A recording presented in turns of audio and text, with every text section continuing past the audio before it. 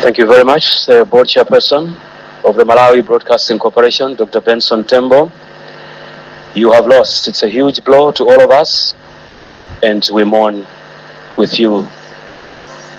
Amainde abambo ntipemphe nawo aini akagalimoto iyi pickup BT 1963L takatisunthirani kuti tichite ziwiri zitatu njira imeneyo pamene tikukonzekera kuti tipite ku nyumba yomaliza ya malemu Brian Banda.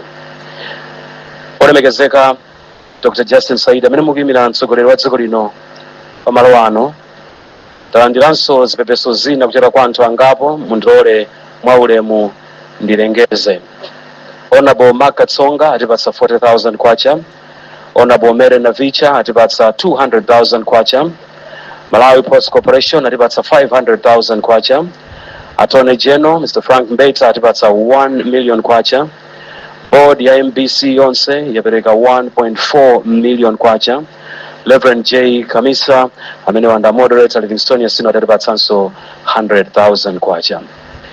Tinakakonda tinakalengeza wina aliyense komanso tikapita ku nyumba yomaliza ya Brian aliyense akaike nkhata, koma chifukwa cha nthawi ndi imene ziyendere sitikwanitsa, koma nonse anabweretsa nkhata zapadera chonde aoneni abusa achisuse tanena abusa ndifuna kuoneni anthu kuti amene ali ndi nkhata wina aliyense lembetsani kwa abusa.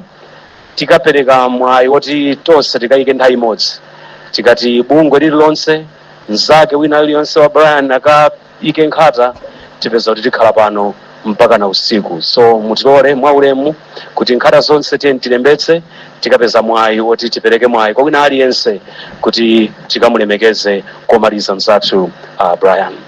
Nthawi ino mundilole kuti nditane a regional governor achipani cha DPP amene wandolemekezeka Mchamcha kuti abwere kutsogolo kuno. Akamaliza kulankhula adzatidzutsira a secretary general a DPP olemekezeka Peter Mukhito kuti atilankhule. Olemekezeka Peter Mukhito adzatidzutsire Chief Secretary to the President and Cabinet Dr. Justin Saidi amene akuyimira mtsogoleri wa dziko lino kuti atilankhule timve kulira kwawo. Nthawi ino regional governor olemekezeka Mchamcha.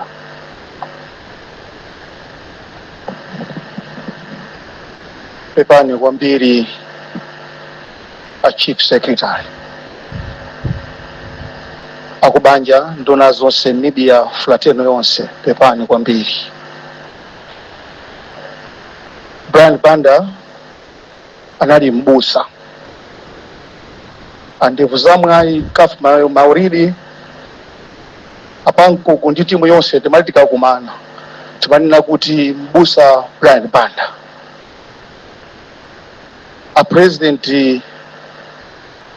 a former vice president azakuja zake alibe mulandu ali pano atha kundivomereza kuti nthawi zonse ukakumana naye Brian Banda umazifunsafunso kuti lero afunsa mafunso a mtundu wanji. Ukamapita ukakumana naye uzipita wokonzeka chifukwa anali munthu oyimirira dziko lache. Samafuna kuti pazikhala china chobisa kumbuyo choti anthu atachiziwe ya. Ndiye sanali Brian Banda. Timusowa kwambiri kuzipani zonse timusowa. Ifeso kuboma timusowa kwambiri chifukwa ukamwirana pa nsonkhano amakhala ngati iyeyo ndi wachipani chimene chocho, koma ndi cholinga chakuti anthu amve uthenga umene uli pamalopo. Timusowa kwambiri Brown.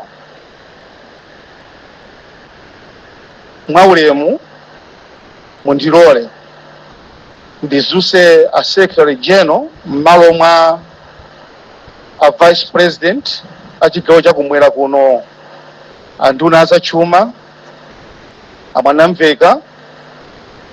M'malo mwawo ndizuse a secretary general achipani cha DPP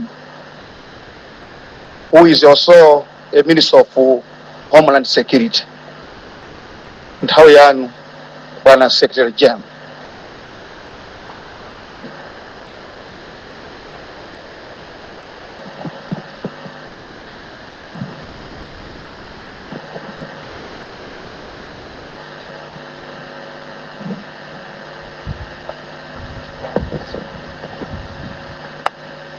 pepani Dr. Jason Saidi amene mwayimirira president pamwamba wa maliro. Pepani anamalira ndi akubanja konse chifukwa cha vuto latigwerali. Pepani akumpingo, pepani mafumu ndi ena onse amene tasonkhana pamwambo. Today we gather with heavy heads to say farewell to Brian Banda, a son, a father, a colleague, a friend, and one of Malawians' most celebrated voices. On behalf of the Democratic Progressive Party and on my own behalf, I extend our deepest condolences to the Banda family. No words can remove the pain of losing someone you love. No speech can fill the chair that is suddenly empty. And no public tribute can fully describe the private grief of a family that has lost one of its own. But even in our sorrow, we give thanks to the life of Brian lived. Brian belonged first to his family, but through his work, his voice, and his personality, he also belonged to Malawi. For many years, Malawians welcomed his voice into their homes, their cars, and their workplaces.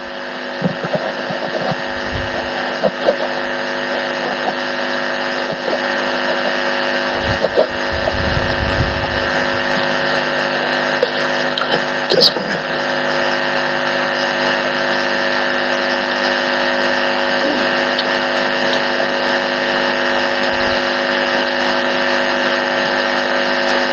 He informed, he questioned, he challenged, he entertained, and above all, he communicated with a nation. Brian understood the power of communication. He knew that a microphone was more than an instrument for broadcasting sound. It could shape thought, challenge assumptions, and influence national debate. Through his programs and interviews, he brought political debate closer to the ordinary citizen and compelled leaders to explain themselves. In doing so, he helped shape Malawi democratic conversation.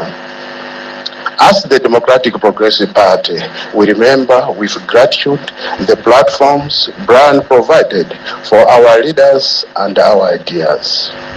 At times, he challenged us. At times, he tested us. And at times, he gave us the opportunity to explain our policies, defend our record, and communicate our vision. Our party benefited from these platforms, not because Brian belonged to the DPP, but because he believed political ideas should be questioned, heard, and judged by the people. That is part of his legacy. A strong democracy needs journalists who are prepared to ask, leaders are prepared to answer, and citizens who are free to decide. Brian helped make that conversation possible. At the time of his passing, he was serving as a Director General of the Malawi Broadcasting Corporation. His death on 8th August 2026, following a short illness, came far too suddenly.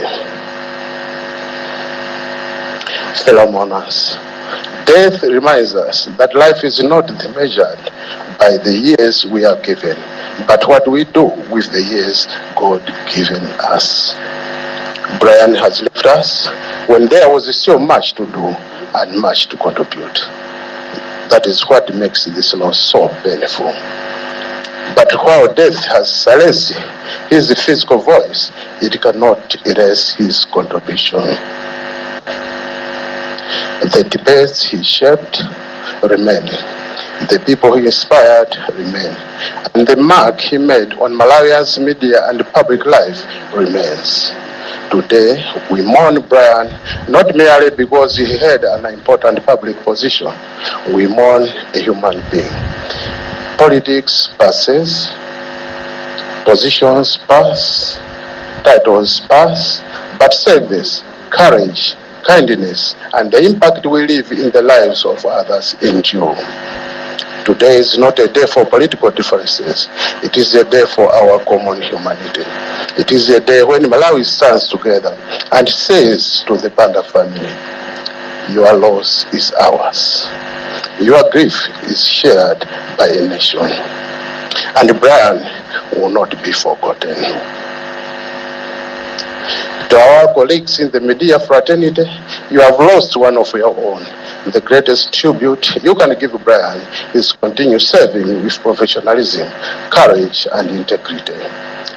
To ask the difficult questions, to give space to different voices, and to keep the microphones as a bridge between leadership and the people.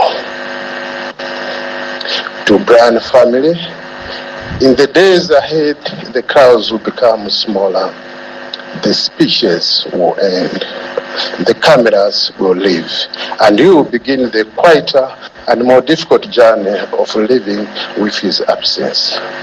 May you find strength in knowing that the man you loved touched lives far beyond the village. May his memory sustain you, and may Almighty God grant you comfort and peace. Brian, you spoke to many Malawians. You questioned its leaders. You shared its conversation, and in your own way, you helped shape its democracy. Today, Malawi speaks to you. Thank you for your voice. Thank you for the conversation you started. Thank you for your service. Thank you for the memories. The microphone may now be silent, but the echo of your contribution will remain. Rest well, Brian Banda. Rest in peace, and many perpetual light shine upon you. Till we meet again, Brian. May I now invite Dr. Jason Saidi, who is representing His Excellency Professor Arthur Peter Mutharika, to come and deliver his eulogy. Dr. Jason Saidi.